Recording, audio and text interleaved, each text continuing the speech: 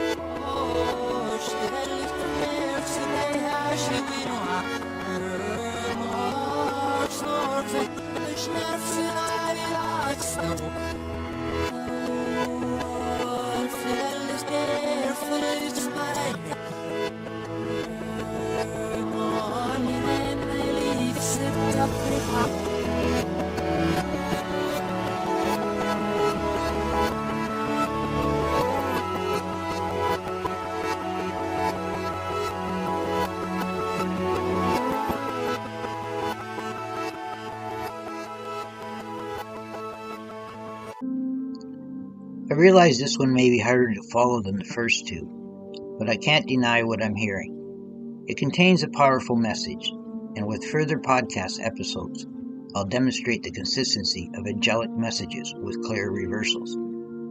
If the term prophet feels uncomfortable, no, I don't favor it either. I'd rather be described as a Christian mystic or someone who receives prophetic messages. At the end of this episode, I slowed the final track to about 80% to make the phrases easier to hear. YouTube also lets you slow playback if you need it. There are many more angelic messages to come. My goal is to release weekly episodes. I have at least a year's worth of material, so I'm pausing doing more song reversals briefly to share the prophetic messages I've already uncovered.